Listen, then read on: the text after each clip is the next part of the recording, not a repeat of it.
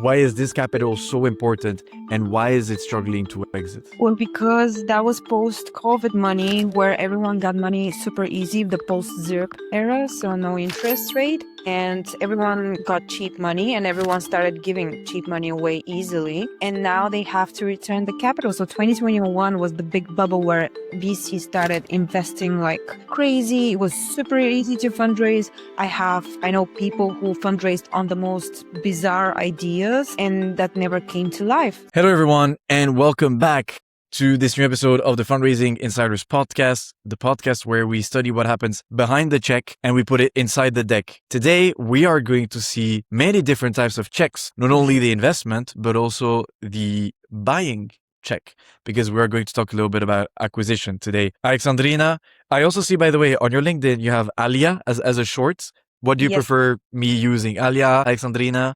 I'm fine with both, actually. As long as it's not Alex or Sasha, I'm fine with both. Okay. We ban Alex or Sasha. If you want to reach out, don't use Alex or Sasha. That's, Alex, exclusive tips you only get here. So, speaking of exclusivity, our previous guest had the exclusive insight of knowing that you will be the next one because we are running this episode right after the next one. So if you're watching this on YouTube, it is the same shirt and it's getting a bit sweaty. So we will be going straight to the point. Alia turned off her fan. Thank you so much. And this is for you. This is for your ears. So audience, please show a lot of love for this episode and the effort that we put into it. Just of course, all of the other ones. Yeah, it's 35 degrees in London. It's May 27th. Nothing like it happened in 10 years in London. London is the most anti-AC city I've ever been to. So really, please do appreciate that. We will be very fast. I really hope. And so without further ado, let's get into the topic. Alia, thank you so much for joining the call. Today, we're going to talk about, as I said, not only fundraising, because that's something that you do with your company, Pisana Labs, but also looking into something very interesting, which is exiting companies. And not only exiting companies, but also exiting early stage companies, which sounds a bit weird because you think, oh, you only exit when you're at Series D and you're making 100 million revenue, you get your billion exit, boom, and we're good. No, today we break the rules. So please introduce yourself. Tell us more about Pisana, how it came to be. You're also an exited founder, so we will go through your journey as well. Tell us all about it. Yeah. First of all, thanks for having me. Really appreciate it. So as you mentioned, I'm an exited founder, but before that, I had done many different ventures. So I've been in entrepreneurship for over 7 years, I want to say. And I've done many different businesses from physical goods to software to whatnot. And now I have an agency after I sold my last company, which was operations and event management. So to give a higher overview, I've tried many different businesses, but I've never had like this very burning problem that I was obsessed with that I wanted to solve. And that's when I realized actually I was not a good tech founder or not a good founder at all. And I enjoy much more to work on different businesses and quickly understand business models, how the different markets operate, why they operate the way they do. So my last venture, I built with a venture studio and we did MVP to an exit within 8 months, which is highly unusual. And we managed to do that because we built a software in events, which was an industry I've been over 10 years. So I was in hospitality for over 10 years before COVID hit, and then I went into entrepreneurship, etc. And in the venture studio, I've noticed that I enjoyed much more working with the other startups and fixing their operations than I did on my own company.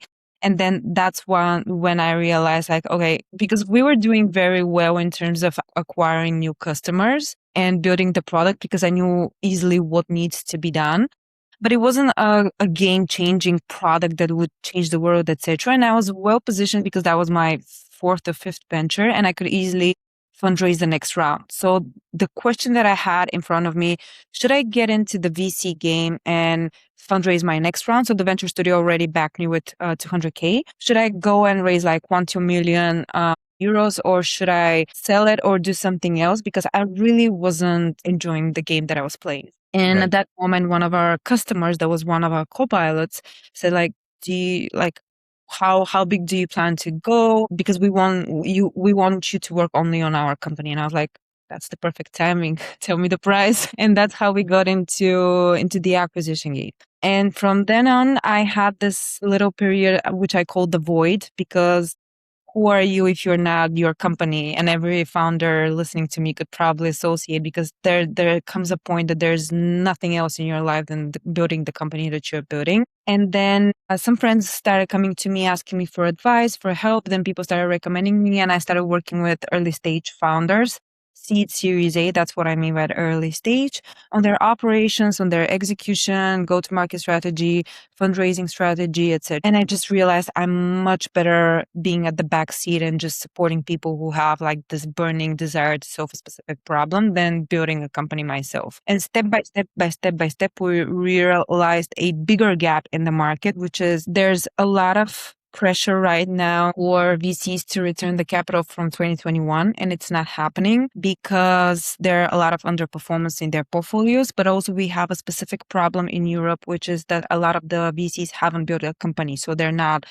exit founders or operators, which means that they are not sure how they can support their portfolio companies in the best possible way. And also the relationship is not the strongest. So that's a big contrarian thing between Europe and the US, because in the US, most of the VCs are founders. So they know what needs to be done. Here, that's not the case. Usually people come from consulting or banking, very different industries. So now we're working with VC portfolio companies that are underperforming or slower on growth. And we go in, help them with operations, improve their metrics as far as we can, of course. And we either prepare them for their next fundraise or, in most cases, for their acquisition, which it appears to be a big market and a big gap, especially in the early stage, because there's a lot of demand from LPs, portfolio liquidation, meaning that there needs to be some return. Because the notion was you either make the company a unicorn or you let it die. That doesn't work anymore. Like it's just not stable. But before we jump into the part of the acquisition, which will come a bit later, there's a couple of points that I want to bounce back on. So first of all, I already had this feeling when we had our little informal chat when we prepared the episode. I have very often similar views to some guests. But here, besides the Bulgarian Russian accent, I feel like I'm hearing myself. And I'm pretty sure that there is a couple of episodes that have the exact segment of I went into venture building, but I realized that what I preferred doing was actually helping others building their company than my own. And it's exactly the path I had. So I'm really glad that we have a profile on the show that is so relatable and is probably also relatable to many people listening. It seems like there's only the option, either you're founding or you're funding. And there is something in between. And as you mentioned, in Europe specifically, it is even more needed because the funding doesn't necessarily come with the experience of the founding. So you are providing that expertise with Pisana Labs, which is something that PG Creator is also growing towards. So I'd love to see the synergies that are possible in here, and we'll talk about this later.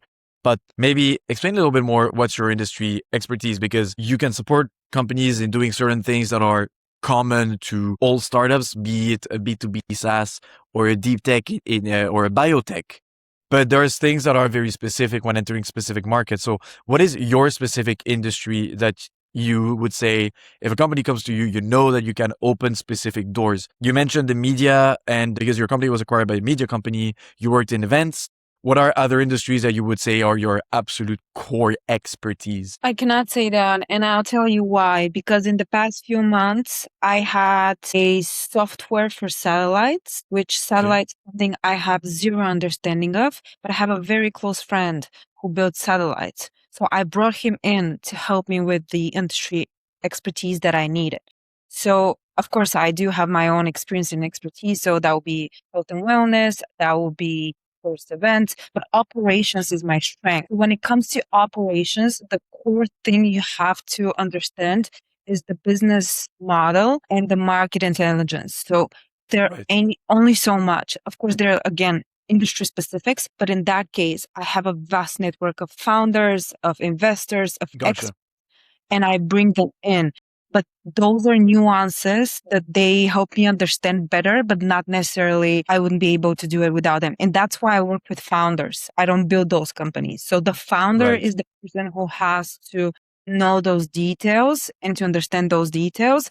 My job is to come in and to understand the operational side, how they can execute better, make better decisions, learn faster, implement faster, and align the whole team so that not the whole team works in silos. If that Right. makes sense, which So I that think. it's good to have this clear separation, because often when, and I've had this myself as a founder, people reach out to you and they say, hey, I can help you building your company. You say, okay, there's a million ways to do it. And first of all, who are you to pretend you can do my job better than me? And having this clear separation is very important so that people understand, okay, this person comes in to do this that they know how to do, and then let me do that, which is my domain of expertise. So maybe run us through a little bit, if we do a bit of role play, which is something we often do on the show, where I'm a company, I'm looking for this kind of support.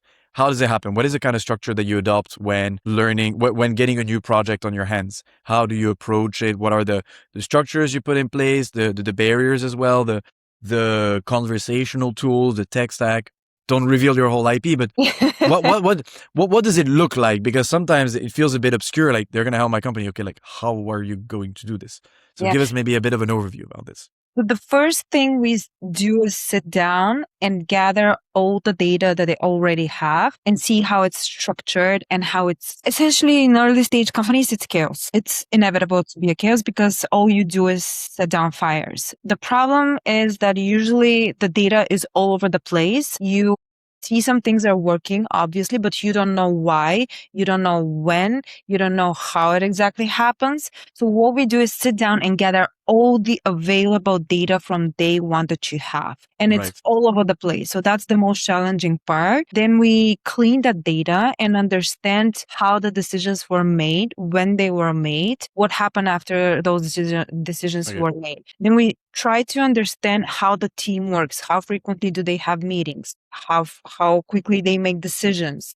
Is it like the founder or the CEO has like the last word, or is the whole team doing the decision together, et cetera, et cetera? Then we will look at the tools that they're using. Are those tools connected? Because sometimes the disconnection between tools also brings you wrong data. You think the numbers are XYZ, but they're actually a little bit different. So we see where we can connect or disconnect some tools and improve the tool stack. And then based on all that, we say, okay, this is the limiting step. This is the biggest problem that we are experiencing. Is it acquisition? Is it retention? Is it the feedback? What is it exactly? Like, why are we experiencing a growth problem? In later stages, it's usually the retention. And how frequently do we speak with our customers? How well do we understand why they're not using our product the way we initially thought they are going to use it? What can we do, et cetera, et cetera. So then comes the specific design of the experiment that we need to do to understand how we can fix the specific problem they're experiencing. In a way, it's a very scientific approach. You have It is to very dissect, yeah. and then create a hypothesis on this is where the pain point is. Let's devise a plan. Let's test it, and then come back to it. Very interesting. You mentioned a lot about the team here. We won't really necessarily expand on go-to-market strategy and all those things. This is know-how, and it's specific to what you do. And I think people can understand what we are talking about. On the team side, in our little conversation before this, you mentioned that 80% of your work was therapy with founders. And I like to, without giving specific examples, if you're not allowed to talk about them, but give us a few ways that an external party, because that's maybe the hard bit, is that you're external and you see things in a different way. You have an external vision on certain interactions. For example, founder to founder, founder to team, founder to investor, etc. How do you work from an external standpoint and bring that internally and break that barrier? Because it's hard when you're an external person to say, oh, this is happening. Like, who are you? And people can be on the defensive on this end. So how do you bring that aspect and you conjugate it with this more rational advisory of the whole market strategy, fundraising, etc.?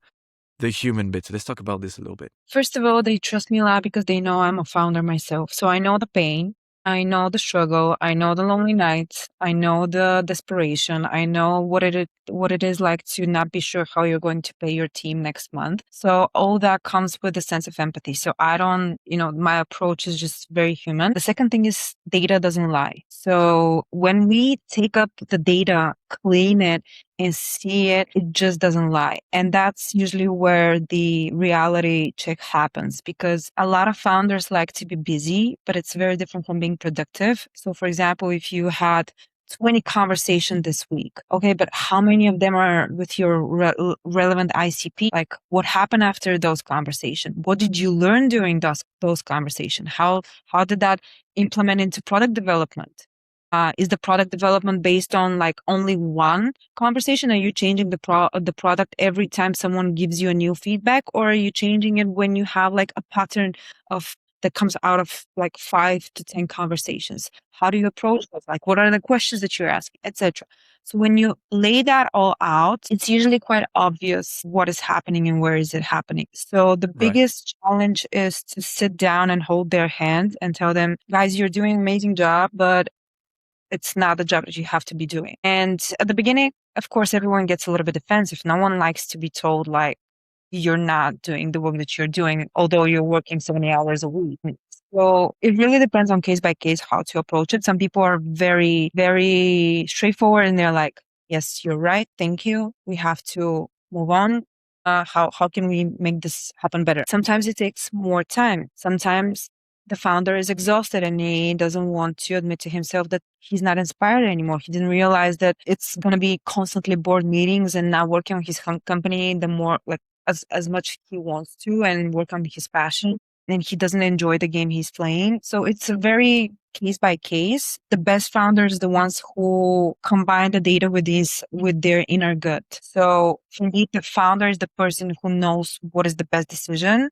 We can, again, data is data, but also like it's also science and art, not only science. And they know based on all the conversation, even if the data doesn't show it clearly, what needs done. Like they are the person that has worked so heavily on the problem, and in the industry knows like, okay, this is what we need to do. And my job is to facilitate that conversation, to facilitate that space where they can feel comfortable to be wrong and to be right at the same time. Right. I wanted to throw a little pebble in the cogs here where sometimes there's no data and you have to work with gut only. I'm referring mainly to interactions between maybe the investor and the founder, or founder to founder, which is often the most devastating if it goes wrong. How do you go about approaching those? I'm not sure what case there's no data. Like very early stage, you mean? No, in the sense that if we're talking about advising on how founders interact with each other and potential conflicts, sometimes there's no data about the conflict. It's just something that is underlying and you can't really see it, but you can feel it. How do you bring up things where you're working with your own gut and you don't necessarily have the data to back it, but you say, okay, I think like here that there's something that needs to be done, and it's harder to present in a way.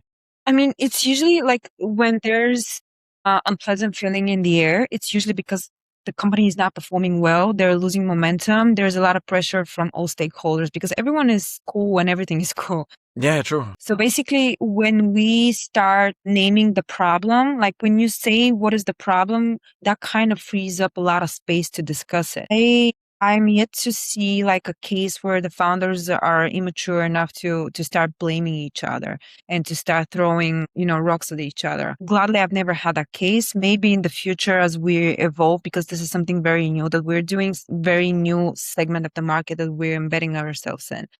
Right. So most of the founders are mature enough to understand and to be accountable enough each for their own mistake. Okay. This is just human interaction. I guess first as a woman, for me, it's easier to navigate difficult conversations between people. And then again, like if we see where the problem is, best people and best founders, they're like, okay, this is the problem. Let's see how we can make sure that we never make the same mistake again and how we can improve.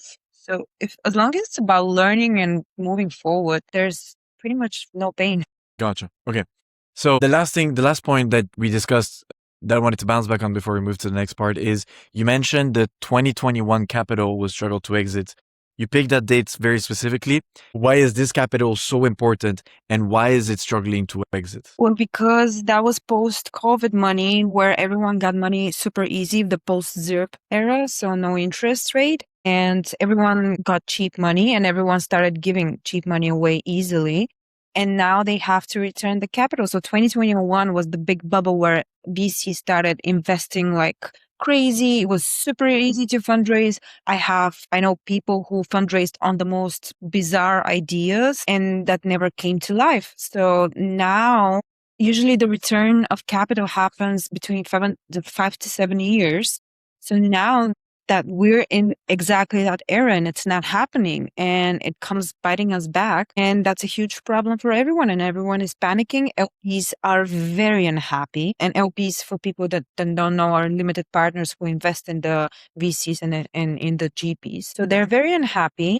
And what are we doing here? Like what's happening? You were at the family office and VC conference lately, and I believe you made a post where you talked about the fact that LPs were fuming. So we'll talk about the exits right after, keeping that warm as the next topic. And if you don't mind, let's move to portion number 2, which is the how do I call this? The emblematic portion of the podcast, which is the this or that and yes or no formats. So it sounds easy, but every time it feels that it's harder than what it sounds. The principle is very simple. I ask you a bunch of questions, fast pace, option A, option B. You select either one or another, and don't try to overthink it too much. If you want to say both or none, you're welcome to do so. We will discuss the answers right after. So in the next 20 minutes or so, we will do this or that, yes or no. 1 minute question, 10-minute discussion, 1 minute question, 10-minute discussion, roughly. So without further ado, let's go. Would you advise a company to raise from a VC or sell to a strategic acquirer? Both, depends. Would you rather sell the company or sell the assets? Both, depends. If you had to pick only one, would you rather fix the team or fix the product first? The team, always. Is it usually VC hire you with Pisana or founders hire you? Both, but trying to change it. And which one do you prefer doing? I prefer being hired by the VCs. And is that the direction you're changing towards? Yes. Okay. This is a new one. If you had to do it all over again, would you exit again after 8 months or would you try to push it to the long term? Exit. Do you prefer working with a US buyer or European buyer? Both. Warm introduction or cold process, which one works the best? Warm. Do you prefer working on a deck for fundraising or a deck for acquisition? None. I don't like working on decks. I like talking to people. Okay. So, and if you had to select one of the two, which one would be the hardest one? I think for early stage, probably that would be acquisition, I would say. Okay. It's more difficult, yeah. Solo founder or co-founders, which one do you prefer mentoring? Co-founders. And if you had to do it all over again yourself as a founder, would you be a solo or a co-founder? Co-founder. And if you had to do it yourself, would you rather acquire or be acquired? Both. Depends. If you were to build a company, or if you have to advise people to build a company, would you do it in venture studio or would you advise on doing it alone? Really depends what the team is consists of, really. And finally, the pressure from the LPs. Do you think it's more of a threat or more of an opportunity? For me, it's an opportunity. Beautiful. So I'm really glad with this set of questions because I think it's the most it depends or both that we had as answers, and it makes for a wonderful conversation. So let's get into it right now. Raise from a VC or sell to strategic? You said it depends. Why does it depend and what does it depend on? So if you are to build a company that you believe is going to be a unicorn, you have the stamina, you have the nervous system, the team is on the right track, you've just diverged a little bit or you need a little bit help from external people with external knowledge, then definitely fundraise the next round. And if you're a quick learner and you are very excited about what you're doing, absolutely fundraise. If you are in space where just things are not moving forward, it's not what you've expected, you've hit a wall and you've lost motivation, the team is losing motivation, there's no light in the tunnel, and you kind of like don't see as the person who has to be obsessed with the problem where this can go next, and the market is like not growing for you, then sell what you've created, make sure the acquisition is good enough to make the investors happy, and make sure your team has their next job as well. And just don't burn to the ground what you've already built. Okay, I'm really happy with this answer. I will throw another pebble in the cog. It's going to become a very pebbly cog. Here, there's two things. So I'm really glad you're bringing the attention on make sure that your team finds a job. Because I relate to this personally. After leaving my company, first thing I did before finding anything, make sure that everyone had a job and then moved onwards. So thank you for bringing this up. Now, the pebble, when I read your description and when you're talking about early stage acquisition, is the first thing I asked myself is, why would I say early if I know that it's going to become big? And if I don't have what it takes to become big, why would anyone acquire this? Ooh, that's the mentality I'm trying to change a lot, because let's start with this. 90% of innovative startups by definition will fail. So you are trying to understand and build something that doesn't exist on a problem that you haven't yet validated, or you haven't validated how many people are experiencing. There's timing to the mix. There's worlds. Who's gonna buy it for what There's price, when, a lot all of that. things are going on. Right. And there are a lot of companies that are already flying high, but they have some kind of limitation. First of all, like there are three main reasons why someone would buy a company. It would take them much longer and it would distract their own team to build some piece of software or some piece of intelligence, their data intelligence in terms of AI. They need more data, but to go out and source it themselves, it will be more expensive, more lengthy, etc. Or they need to hire brilliant people. And that's the easiest way for them to hire. Like if you have a team of great engineers, great marketeers, great whatever you're building and whatever your team consists of, like this is where hires happen in the startup world, by acquisitions, by building. And I think that has a lot with the conversation about the future of work. Like a lot of, like you see there's a crisis in the work field right now. People are getting fired. They cannot find new jobs. So it's changing a lot. So for me, companies are also like, a company could be a portfolio of things that you've built and tried to do, not so much like of a woe of your fail, so to say. So it's a great thing. You've managed to gather brilliant people that work hard, that are willing to work on interesting problems for less money that they would in a corporate world. Trust me, startups are looking for talents like that. And if you have like a potential buyer, that means like that's a win-win. Like you can save your team and you can save yourselves, and everyone can still be excited about the problem, but just within a different company. So when you're saying the reason why people acquire is because they're looking for certain assets, including the team, what you mean is that people acquire companies because of the team that's in there, not only Yes. the founders, but the experts. So you're saying the whole thing as a package. So even Absolutely. though they might not be keeping working in the exact same direction, someone might have a direction that this team is well fitted to go towards, or they can unlock the walls. Yes.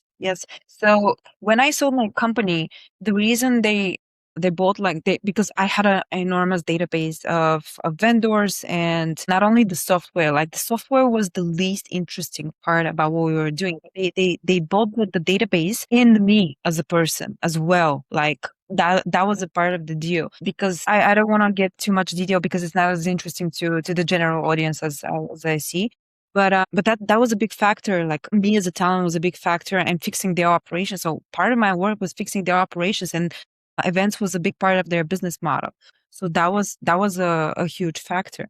And I Right. see that here as well. Like everyone is trying to hire the best talent.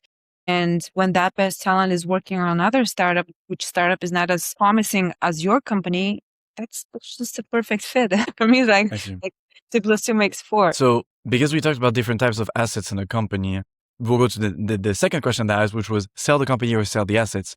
Again, you said it depends. Let's discuss this a little bit.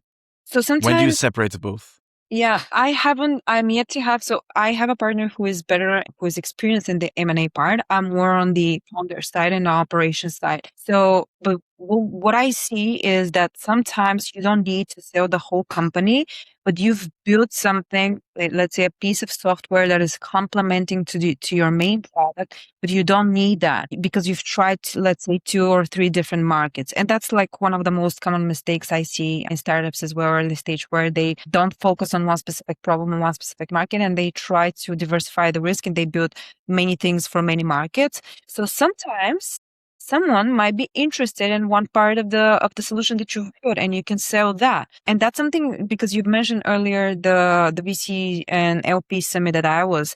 That's something the LPs were speaking about. Like they said, like VC portfolio companies need to learn to sell assets of their own companies. You don't need to sell the whole company. So that's also an interesting aspect of it. I am yet to see how this plays out in the early stages. I've seen it in the later stages, but right now, us embedding ourselves in the early stages, that would be more interesting to see how we can play that out. I can say from my experience, every time I've started a startup or a company that didn't work out, I've sold bits and pieces or the whole thing. So I've sold, let's say, a database, a knowledge base, even a list of subcontractors and contracts that I had that were with preferential prices, just because I've worked years with those subcontractors that I didn't need to use anymore. So everything is sellable. I tend to say, like, I wasn't a great founder, but I was a great salesperson. So anything I could sell. Gotcha. Trust me, I solved it. Here are two very important points. Let's do the first one. So there's two. It's one is how do you sell things that are like, how do you sell a database? How do you approach doing that, or selling contracts? That's one question. How do you go about selling a database, for example? Well, you have to think, what problem does this database solve and to whom it may solve it. And usually if you've been working for some time in some industry, you tend to talk to a lot of people and to hear common patterns and problems. So for example, in my case with the database, it was very obvious that, let's give the latest example. I had a database with vendors, like thousands of vendors all over Europe. I mean, imagine how many years of work it took me to create those contacts, to know their pricing, to update every year their pricing, to keep in communication with them. Of course, someone who is trying to grow or someone who is doing international events every year and their business relies on it. So that's one example. The other example is in my first business, I had a huge list of clients that were using my product. And then when they were signing up, I've included it's good to say that I have masters in law. So I've included in the terms and conditions that their data is my data and I can sell it to third parties, which is something Right. To GDPR anyways you can do and you have to do, especially if you're doing advertising online, because you're inevitably have to do it. So who can use that data of those clients that are already warmed up, and I can, if they've used my product, they would use similar product. You see the logic? Gotcha. Yeah. Yeah. Very well. That it really depends on the asset that you have, but like think of it as whose problem you're trying to solve here and how you can solve it with the solution that you already have. Like it's like for the bigger company that you're building, but like on just piece of it. It's the same logic and the same way of approaching it. Jumping a little bit ahead of ourselves here, when we talked about the work you would do with VCs, so VCs need to learn, and LPs as well, need to learn how to exit some of their assets. Is that what you want to do? Is maybe bring a toolkit for VCs to analyze their own portfolio and think about, okay, if I break down the different assets, what can be sold today? Or if the company comes to fail, what are the procedures that me as a VC, I should employ to look at how I can make this salvageable in a way or another? How can I sell certain things? And also, sometimes I feel like some people don't even bother selling it because the legals behind it and the time it's going to take and the cost of all the contracts and whatever is just going to cost more than whatever pebbles you're going to get out of this compared to a massive exit. So how do you play with VCs to say, oh, you can sell maybe this database for 20 grand, and they're thinking, I don't care about 20 grand. I just want my 100x exit. So how do you approach this? First of all, to say I am nowhere in a near position to tell VCs what to do and how to do their job, because everyone has their own expertise. So For sure. yeah, I'm someone who just entered the angel investing world, and they have their own experiences and expertise. So most of them come from investment banking. So they understand how this world works. The biggest challenge is that they're not hands-on operating with their portfolio companies, and it's on the relationship side. So they're very smart people, very intelligent people, and very financial savvy people. So they understand how this world works. The difficult part is communicating that with the founder at the right time. So how the relationship works. So when you get into, like when a VC invests in you, in the most cases, you're obligated to give them monthly updates and to tell them, so this happened this month, this is what we're working on, these are challenges, this is where we need help. The problem comes, so when you're on a later stage beyond Series A, in most cases, like you're absolutely legally obliged to do that. But in early stages, I was very surprised to find out that around 30% of the portfolio companies are doing it. So it's not, I wouldn't say it's necessarily the VC's fault. It's more of the founders' fault that they don't update regularly their VCs. And when excuse my French, shit hits the fan, that's when we fundraise, or we have to sell our company, or what we can do to sell ourselves.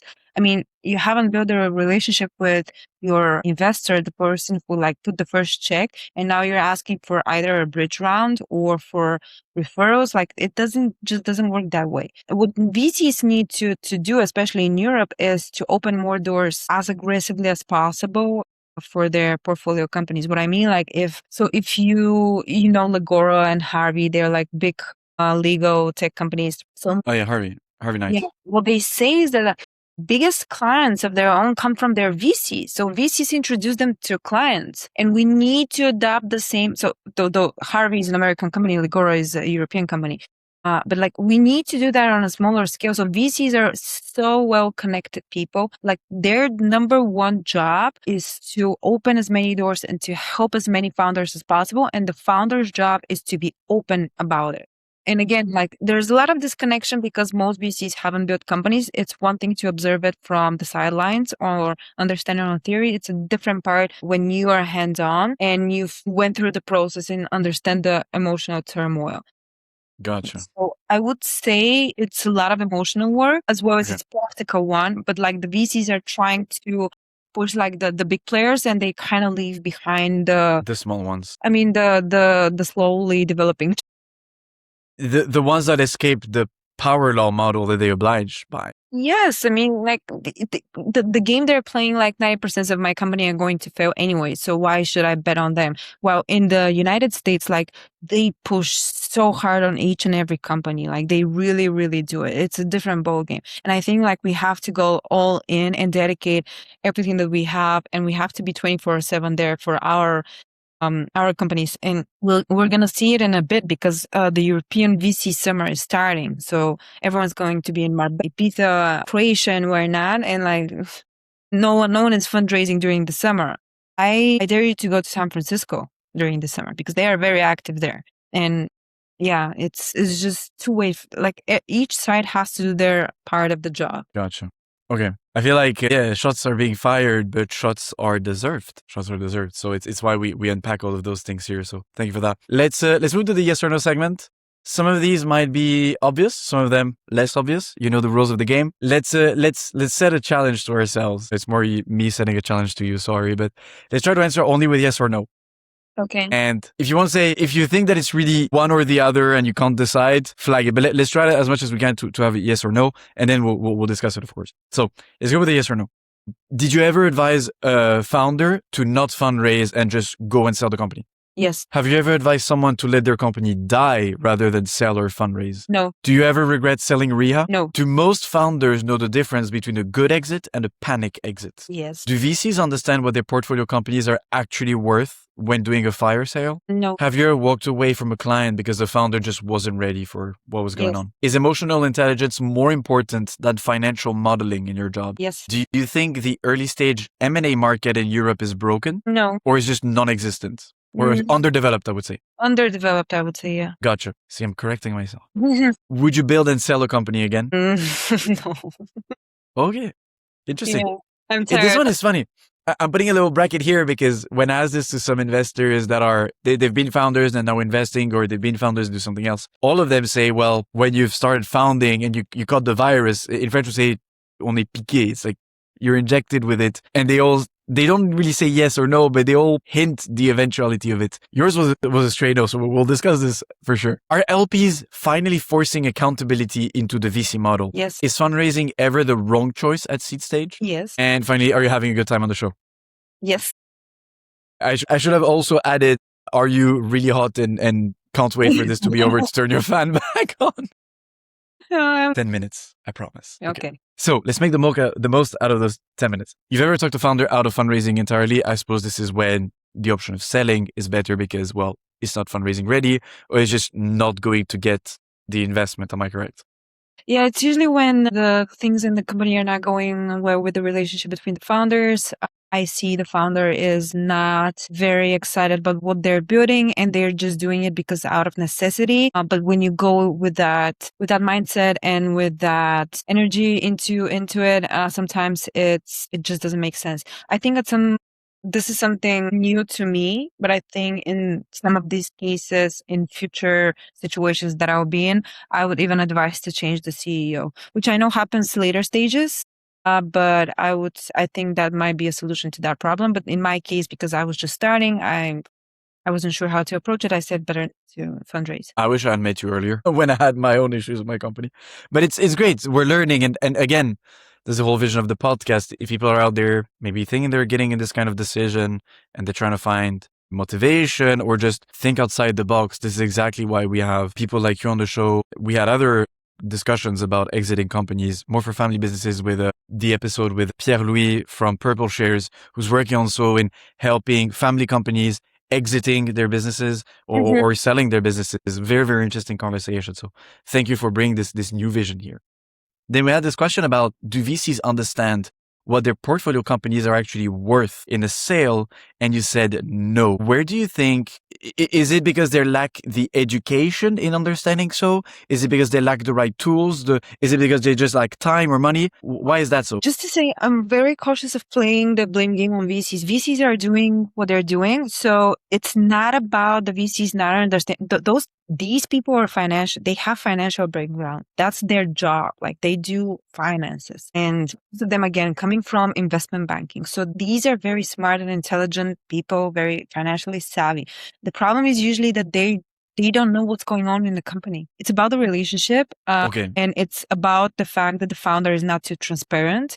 If they get to sit down to see what's actually happening, how are things working out, they understand the assessment. Like my value proposition, like they have to deal with a lot of other things. So that's why my co-founder, who is super experienced in M&A, that's where his knowledge is trusted. But it usually starts with the fact that we don't know what's happening in the company. And when we enter, my job is to improve the metrics, which means to improve the valuation of the company as well.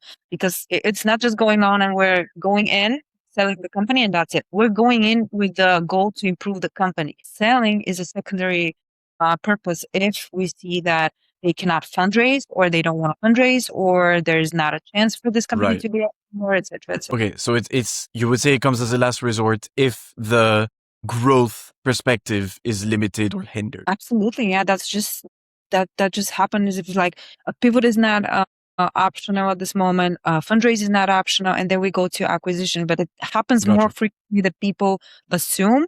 And again, sometimes it's not because the business is not working well. Sometimes it happens because the founder is not motivated. It's not working. They don't have the nervous system to build it. They didn't really realize what does it mean to raise venture capital. So there are a lot of reasons why this is happening. I am yet to see the more relevant patterns between the type of founder, type of business, type of industry, to be able to share more knowledge with you on that topic. But there are various reasons why this might happen and when this happens. I do want to talk a little bit about the M&A bit. Maybe it's worth having an episode with your co-founder?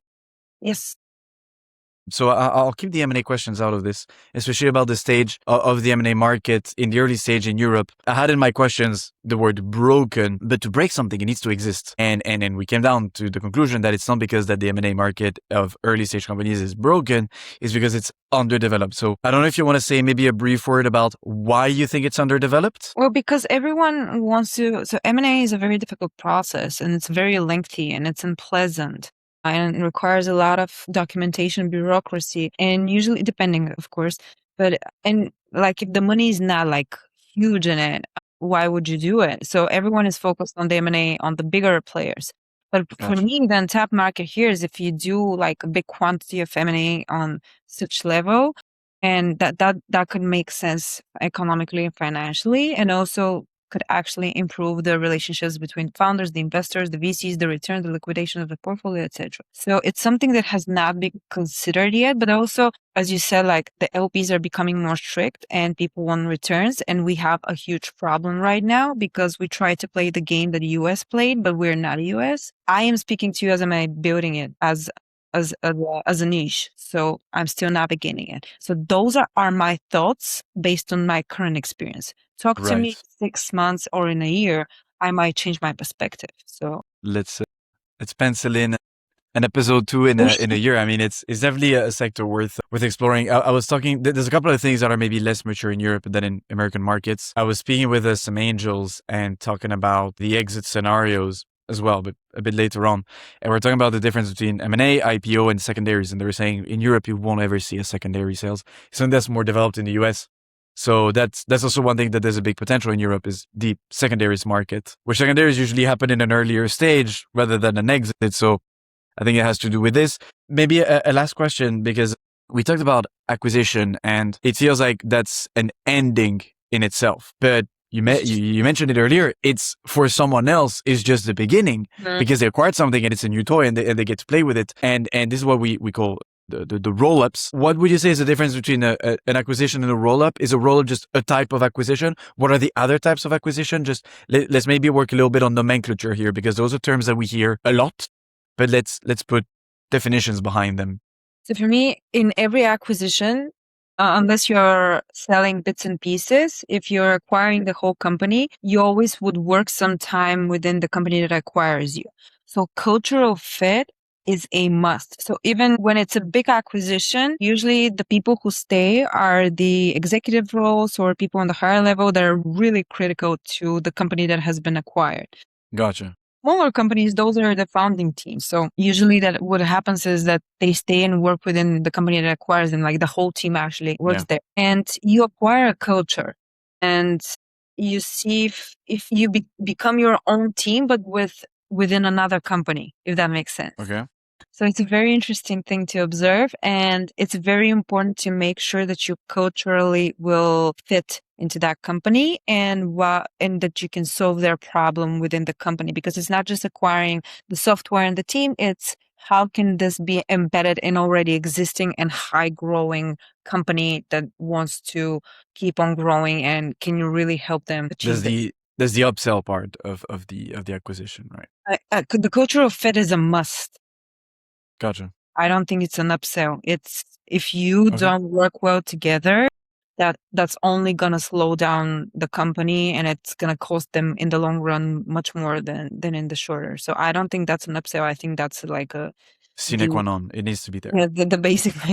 Gotcha. Okay. I think I've pretty much asked all the questions I wanted to ask. Maybe do you have any questions or maybe any other topics that you believe are essential to your work at Pisana that we didn't talk in our conversation? No, I think like the most important thing is that I want to see more founders investing in founders in Europe. I don't see that happening much. So even if it's just £2,000 or euros or whatever, like invest in other founders. Like we have to put skin in other people's companies, because this is what creates the ecosystem.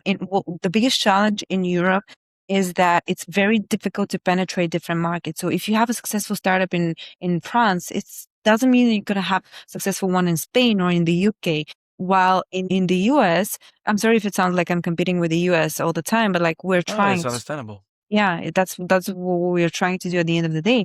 But like in the US, you just enter one whole big playground. Yeah. And yes, as much as each state is different, etc., it's just the United States. But like in Europe, that's not the case. So we have to have a playbook on how to grow in Europe. So for me, first market is UK. I'm biased because I'm based in London. So first market is you enter UK market. It's huge market, English speaking, a lot of competition. So if you can play here, then I think you're onto something. Then you go to the US, then you come back and take the rest of Europe, because it's really, really, really difficult to enter all the different countries here. I see. I want to write a playbook to see like how the biggest European companies have done it. So far, as for what I've seen is that they play global from day one, which is first language, and yeah, they just promote themselves in the UK and the US. That's the playbook I see. Yeah. I see. Thank you so much for all of this wisdom, for sharing all of those final words of, I wouldn't say pessimistic to Europe, because there is potential. And I know that a lot of people are working towards unlocking this potential. And the fact that there's a barrier, it's one of the questions we had in there was, do you think that LP pressure is a threat or an opportunity? You said it was an opportunity. Here, there is a barrier with the European country barriers and market barriers. Maybe there's also an opportunity hidden. There's a huge opportunity. In Europe, you won't hear something that I've heard in the United States, and that's, I am third generation tech entrepreneur. And I was like, what? Because the LPs here, they come from more traditional businesses. So mining, manufacturing, things like that. The LPs in the United States more frequently come from tech backgrounds. They understand the game as well. So again, as in any relationship, like we all are trying to navigate this, but I'm not pessimistic about Europe. If anything, I'm bullish of the European ecosystem, and I'm just like, make Europe great again. Gotcha. We have to figure out how to do that. I like, so it was indeed a positive ending, although the words are harsh and they're needed. It's part of your advising role. And everyone we had on the show that has some form of advisor, mentorship, or coaching role has said it. Sometimes you have the duty to say the words that hurt a little bit, but it's to be able to go forward. And it's often said with a warm heart. And again, something I relate to. So thank you so much for sharing all of this. Any cool project you're working on, event you're attending soon, anything that you want to share with us as a last word? So it's going to be Tech London Week, 10 to 12. So everyone in London should go there because you said events. And I think events are the best places to meet interesting people. I do work on a few very exciting projects right now, but I'll announce them soon. So yeah, and if anyone is looking for conversation, a chat, they're not sure where they're headed, what they want to do, and working on startups, I'll be more than happy to support. I'm very responsive on LinkedIn. So if anyone wants to add me on LinkedIn, ask a question, I always try to answer, and I'm more than happy to help the ecosystem in any shape or form possible. So please don't hesitate to reach out. And I certify this because I reached out to you on LinkedIn and you were very, very responsive. So see, there's the hypothesis and the demonstration right there. Alia, thank you so much. Спасибо большое, I should even say, for sharing all of this wisdom, and definitely interesting. I will most likely be in touch with you and your business partner to set up a second episode, or maybe dive deeper on the M&A and what happens when the decision has been taken between growth fundraising or acquisition. Okay, now we go into the M&A field. How do we execute? Maybe get a bit more technical because I want to know about it, and I feel like a lot of people also want to hear about this. So that'll be interesting, and maybe even a touch up next year when this industry has blossomed and you've positioned yourself as an absolute leader, and it will be and that's what I wish for you. That's what I wish for you, seriously. So yeah, thank you for everything. And to the audience, if you're listening to this on Spotify, as usual, you want to see our beautiful faces, a bit sweatier than usual, but beautiful still. Please, you're going to go see this on YouTube. We will be publishing clips, reels, and all the learnings on different platforms, on our Instagram, on the LinkedIn. And of course, all of the learnings will eventually be on the website. I hope by the time this comes out, maybe the Tech Week will be in the past, but hopefully we will have the repository with all the learnings of all the podcasts. We want to make sure that all of the wisdom we extract from those conversations, we hope that hundreds of years of wisdom are available in just one click and easy. You don't have to listen to all the 50 episodes. And if you're looking for something specific like, hey, how do I exit my business because I'm lacking motivation? Ta-da! It will give you the timestamp where Alia discussed this with us. So really looking forward to sharing all of this. And yeah, we'll see you in the next one. Alia, speak to you soon. Cheers. Thanks. Cheers. Bye. Bye-bye.